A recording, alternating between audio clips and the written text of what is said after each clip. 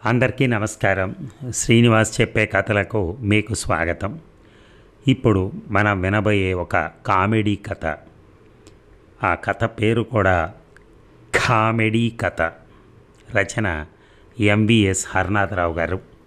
MVS Haranatharao గారు మీకు గుర్తుండే ఉండొచ్చు. ఆయన ఈ ప్రతిఘటన, రాక్షసుడు, స్వాతికిరణం, సూత్రధారులు, భారతనారి, రేపటి పౌరులు, మాయన బంగారం, ధర్మచక్రం, సగటు మనిషి, దేవాలయం, అమ్మాయి కాపురం అలాంటి అన్ని చిత్రాలలో కూడా పదునైన కలమున్న రచయితగా అందరికీ పరిచయం. రాక్షసుడు సినిమాలో ఆయన యాక్ట్ కూడా చేశారు. ఆయన ఏం రాశారో కామెడీ కథ మరి విందామా? ఆ సినిమా కంపెనీలో అందరూ తెగ నవ్వేస్తున్నారు. మలేరియా పట్టినట్టు అందరికీ కామెడీ పట్టింది. కారణం ఏంటంటే ఓ రైటర్ నవ్వించే సినిమాకు కథ చెప్తానని ఆఫీస్కి వచ్చాడు. కామెడీ రైటరు టీ పీల్చి సిగరెట్ చప్పరించాక సినిమా తాలూకా దర్శక నిర్మాతలు ఇద్దరూ కూడా కథ వినటానికి చెవులు శుభ్రం చేయించుకుని కూర్చున్నారు. మరి కామెడీ రైటర్ నవ్వాడు. ఆయన గారి పళ్ళు కార్టూన్లలాగా కనిపించాయి. కథ చెప్పండి, దర్శక నిర్మాతలు నవ్వుతూ అడిగారు. నవ్వే కథ, కథే నవ్వు, నవ్వు లేకుండా కథ లేదు, కథ లేకుండా నవ్వు లేదు అంటూ తెగ నవ్వేస్తున్నాడు సదర రైటర్. ఓహో, నవ్వు కథ అంటూ దర్శక నిర్మాతలు ఇద్దరు ఆఫీస్ అంతా దొర్లి దొర్లి నవ్వుకున్నారు. ఇలా రోజు దొర్లి దొర్లి నవ్వితే ఆఫీసు చిమ్మే పని తప్పుతుందనుకున్నాడు ఆఫీస్ బాయ్. కథ విన్నావట్రా అడిగారు ఆఫీస్ బాయ్ని. ఆయన గారు చెప్తే కదండి వినడానికి. నవ్వుకు కథ ఏమిట్రా? రైటర్ నవ్వాడు. మేము నవ్వాం.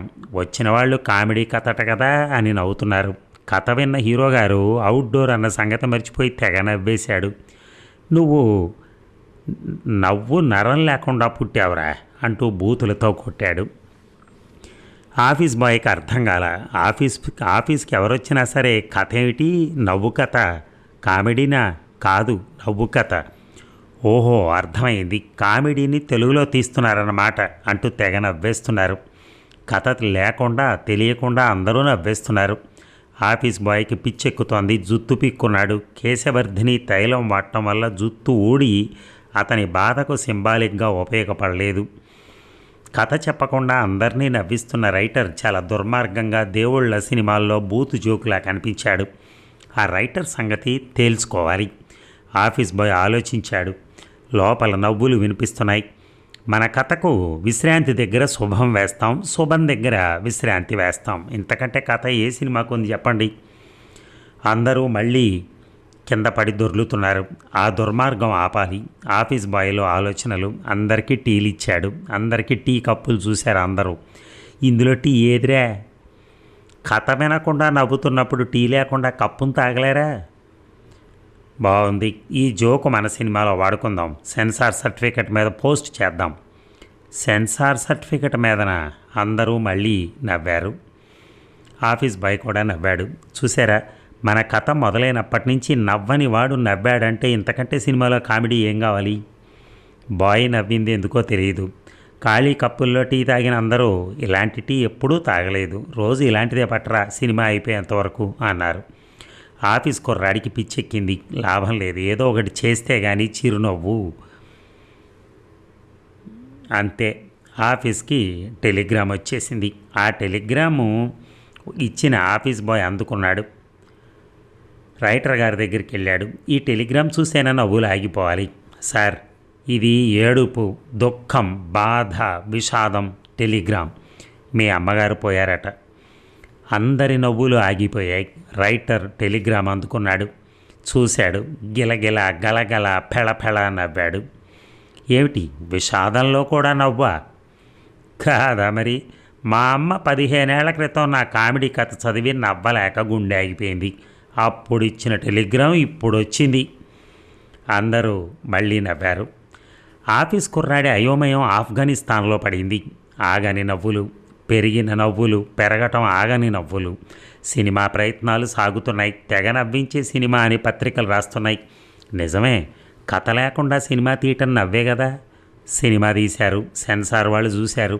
కామెడీ కథ అని టైటిల్స్లో ఉంది, కట్ చేయమన్నారు. కామెడీ అని చదివితే కామం అన్న పదం గుర్తుకొస్తోంది కాబట్టి దాన్ని కామెడీగా మార్చమన్నారు. జనం సినిమా మీద పడ్డారు, సినిమా జనం మీద పడింది. సినిమా చూసిన జనం ఇళ్లకు వెళ్ళారు. ఇంటికి రాగానే ఓ భర్త భార్య కాళ్ళ మీద పడ్డాడు. ఇదేమిటండి, నవ్వు సినిమాకి వెళ్ళొచ్చి నా కాళ్ళకు నమస్కారం చేస్తారా?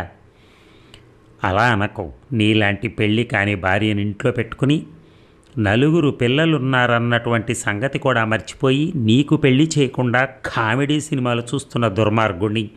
నీకు పెళ్లి చేసి నీకు తండ్రి లేని లోటు, నీ బిడ్డలకు భర్త లేని లోటు తీరుస్తా అన్నాడు. సినిమా చూసిన ఒక స్టూడెంట్ ఇంటికి రాగానే తండ్రి దగ్గరికి వెళ్ళాడు. డాడీ, నా కోరిక తీర్చవు. ఏమిట్రా అది? ట్యాంకు బండ్లో బుద్ధ విగ్రహం ఉంది కదా, ఉంటే ఆ విగ్రహానికి ఆ సైజులో పట్టుబట్టలు కట్టబెడతానని మొక్కుకున్నాను. అవును నాన్నగారు, కామెడీ సినిమాకి వెళ్ళి క్షేమంగా తిరిగి వచ్చాను, నా మొక్కు తీర్చండి. ఆంధ్రదేశంలో సంచలనం. కారణం, కామెడీ సినిమా ఆడుతున్న హాళ్ళన్నీ ఖాళీగా ఉన్నాయట. నిర్మాత, దర్శకుడు, రచయితలకు ఆంధ్ర ప్రేక్షకులు అర్థం కాల. కామెడీ సినిమాలకు కాలం చెల్లిపోయిందా? ఇప్పుడు కలెక్షన్లు ఎలా పెంచాలి?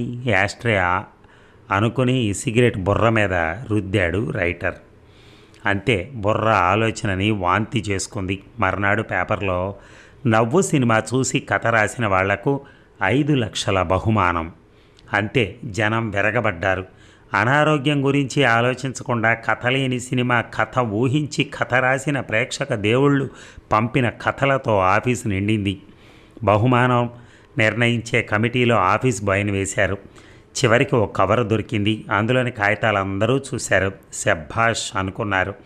కథ లేని సినిమాకు కథను రాసిన ఆ ప్రేక్షకుడికే 5 లక్షల బహుమానం. ఆ కథ హక్కులు కొనటానికి ఇతర భాషల వాళ్ళు ఊళ్ళోకి దిగబడ్డారు. కథ కోసం ఎగబడ్డారు. ఆ కాగితాలు అందరికీ చూపించారు. ఆశ్చర్యం, కామెడీ. అవి తెల్ల కాగితాలు, ఒట్టి తెల్ల కాగితాలు. శ్రీరామ అని కూడా రాయనటువంటి తెల్ల కాగితాలు. అదండి కథ. ఎంబీఎస్ హరనాథరావు గారు ఏంటంటే బేసిక్గా ఆయన రచయిత, మాటల రచయిత, కథా రచయితలు. కానీ ఆయన మాటలు ఎలా ఉంటాయంటే వ్యంగ్యంగా, పదునుగా ఉంటాయి.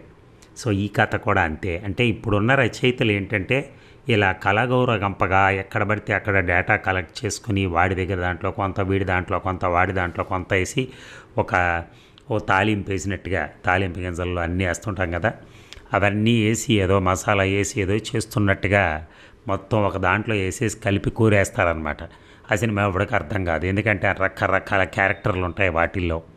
సో అది నవ్వుతూ ఆయనకి మరి ఆయన దాన్ని ఏమంటారంటే సర్వీస్లో ఆ రచయితగా ఆయన మనగలిగిన ఆ రోజుల్లో ఆయన దగ్గరికి ఇలా కొంతమంది ఎవరైనా కథలు చెప్పుకొని వచ్చి ఉంటారు.